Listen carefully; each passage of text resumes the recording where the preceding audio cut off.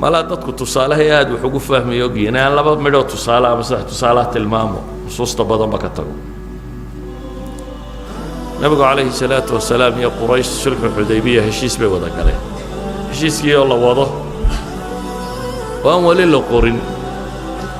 ayaa waxayse soo taageen nin muslima abujandal nin muslima uu dhalay odayga nebiga heshiiska la gelaya calayhi salaatu wasalaam oo maka lagu toorjargareeyey oo soo baxsado silsiladihii ku xidhan yihiin qiyaasada nin muslima oo gaal ka soo cararay oo silsiladaysanoo silsiladihii wata oo toorjarkii ka muuqdo ayaa isa soo taagay ninkii gaalka ahaa wuxuu yidhi waxaan heshiiska ugula galo kambaa ugu horreeya heshiiska waxaa ka mid ahaa qodobadiisa wixii muslime soo baxsada ee quraysh ka tagay muslimiinta u tagaa in loo celiyo wixii muslim ka soo ridoobay xagga u soo cararana inaan la soo celin wuxuu yidhi heshiiska wuxuu ugu horreeyaa kugula gala waa kan war wali lama qorin may heshiis ma geli maayo haddaan kaa la celinin waa inankiisii karin nebigu ilaa xad uu gaadhsiiyey kan iga qalle ii dhaaf waa diiday nebigu calayhi salaatu wasalaam saxaabigii wuxuu ku yidhi isbir waxtasib raac hadda waa nin muslimo waayo waxaa la ilaalinaya cahdiga muslimiintu galeen isbir waxtasib baa la yidhi sabiroo iska tag waa masalada axaadiidka dheer uu ku soo arooray bukhaari ku yaala cumar iyo abubakar iyo hadalladii saxaabada ka soo baxsaday isla qisadan wax ku saabsan oo labaad aan tilmaamo wakhtigaa koobane abujandal saxaabigii la odhan jiray haddaynu sheegnay saxaabi kala soo baxsaday oo abubasiir la yidhaahdo wuxuu ka yimi gaaladii dabeetana madiinuu yimi madiina isagoo iska fadhiyo jooga ayay gaaladii laba nin ka soo daba direen waxay dhahaen ninkaasaa soo baxsaday waa in la soo celiyaa ballankeenuna wuxuu ahaa maxay inaad celiso wixii xaggayaga ka yimaado abubasiiroo jooga buu nebigu u yeedho wuxuu yidhi kaale raac nimanka nebi maxamed ma diidi karo calayhi salaatu wasalaam labadii nin buu soo raacay gaaladii baa lagu celinaya waayo heshiiskaasaa dhigayay wuu yimi dhexda markuu marayo isaga nebiga ka yimi calayhi salaatu wasalaam nimankiina u dhiib dhexda markuu marayaa nimankii layska sheekaystayoo dabeetana seeftaadu qurux badanayo waxbuu yidho bal itus oo mid buu seefti ka qaado mid buu madaxa ka gooyey kii kalena wuu cararay isagoo kii kale eriyayo haddana madiina ku soo noqday waxaa la yidhi abubasiir soo gala haddana labadii nin aad ku dartay midna dhimay midna wuu eriyayaayo waa kan wuxuu yidhi ilaahay rasuulkiisiiyo adigu ballankii fulise ilaadu caadigaagu waxaa inaad celiso oo i celise nimankan dee anaa iska soo farsameeyo ka yimi nabigu calayhi salaatu wasalaam wuxuu yidhi kani waa dagaalo ooge alla yaa wax u gargaara siiya yacni weedho eg iscaaru xarb waa dagaalo ooga buu nebigu yidhi wuxuu gartay haddii haddana la soo noqdo inuu nebigu celin doono markaasuu iska baxay meelaan dowladda islaamku gaadhin oo xeeba buu iska degay nebi maxamed xukumin markaa dee gaaladu odhan mayso soo celiyo marka wuu iskaga tegey meel kaluu joogaa halkaas buu ayuu noqday inuu gaalada dagaal isagu keligii la galo muslimiintii wixii soo baxsadaaba madiine ma yimaadaane halkaasay tagaan dhowr boqol oo ninoo abujandalkii ka mid yahay baa ugu tegey akhiiran gaaladaa time waxay idhaahdeen bandigaa waa noogolla in laga masaxaa heshiiskii nimankan u naga qabo oo ha ku soo noqdaan madiino iyaguna heshiiskaa soo galaan inay sulxiga ku jiraan oo nabaddaa waxaan uga dan leeyahay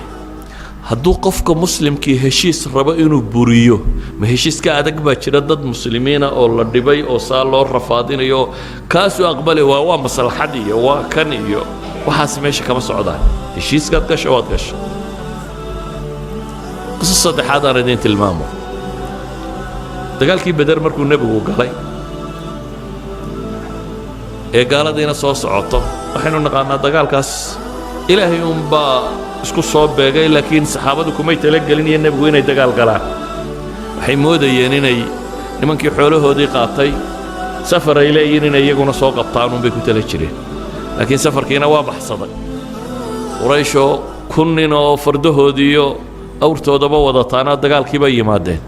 waa maalintuu nebigu calayhi salaatu wasalaam ugu baahi badnaa rag inuu helo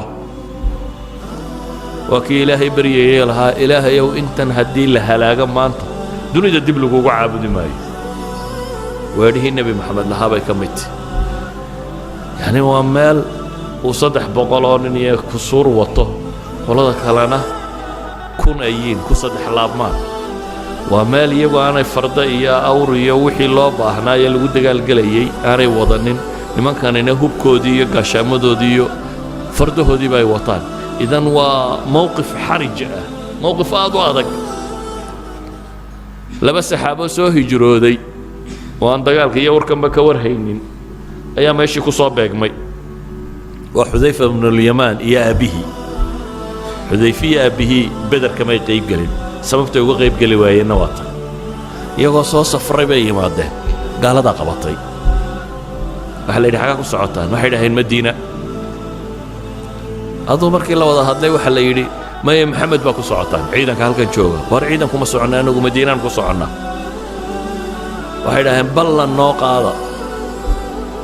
haddaannu idin sii daynay inaydan ciidanka ku biiraynin heshiiskaana la gala heshiiskii bay galeen ciidankaa ku biiri mayna anagu Madiina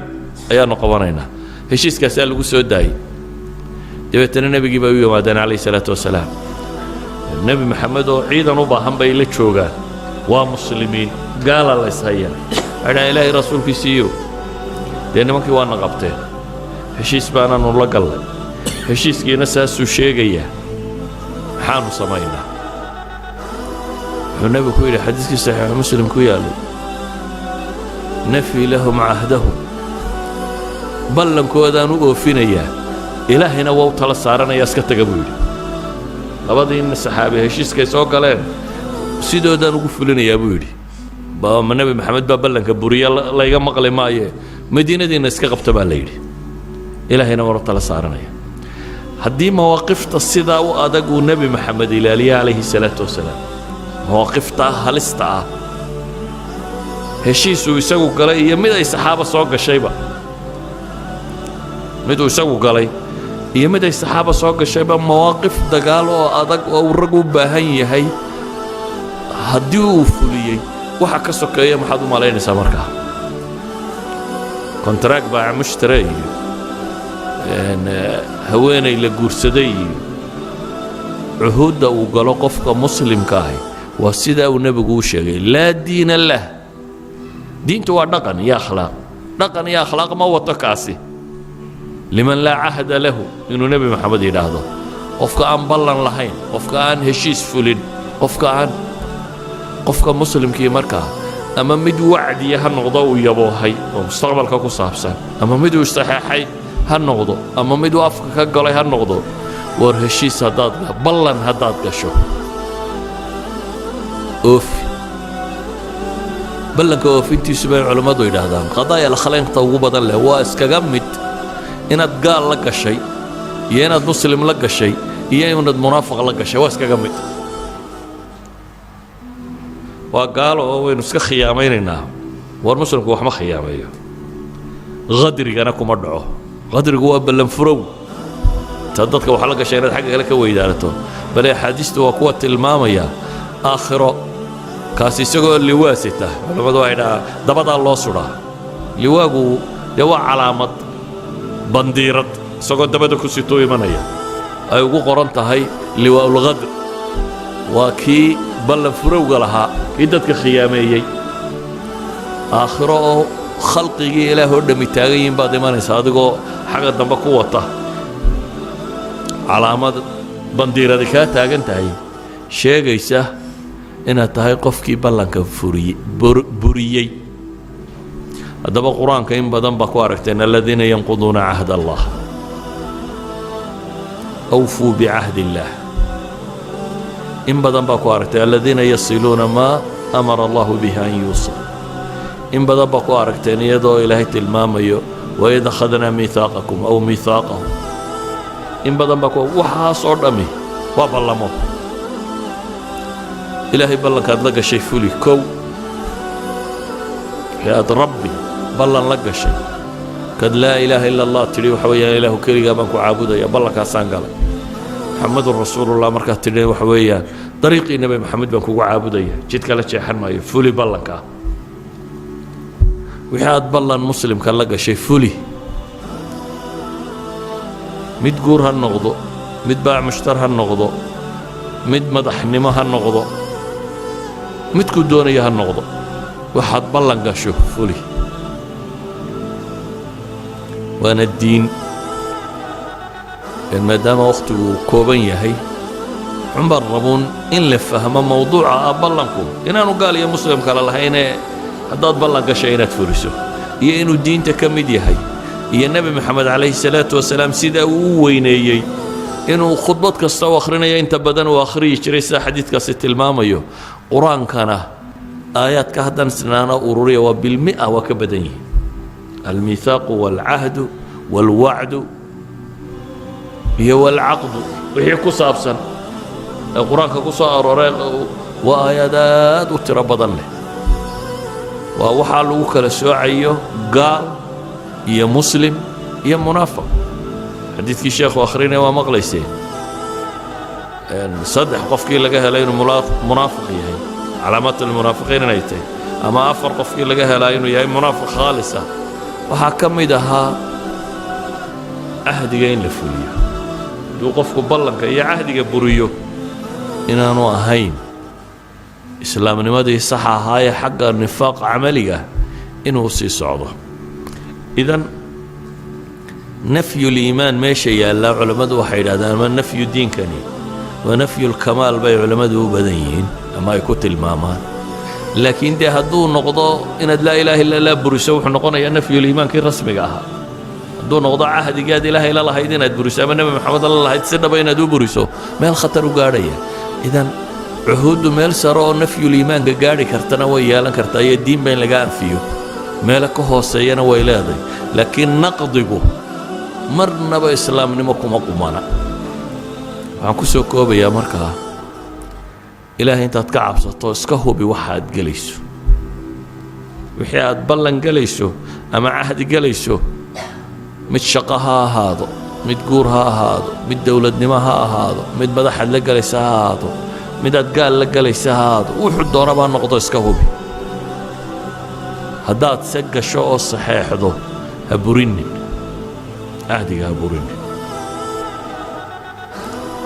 haddaad iqaalo dalabto isagu uu kaa qalleeyo waa meel haddii kale mulzim baad ku tahay beeci maxaa la tilmaamaya waxaa la ammaanaya qofka muslimka ee dadka ka qalleeya laakiin hadduu kontraagu dhaco waad ku jirtaa sina ma burug kartid marka إلهي أن كعب سنو الدين تينا إلى شنو صلى الله على محمد وعلى آله وصحبه وسلم والحمد لله رب العالمين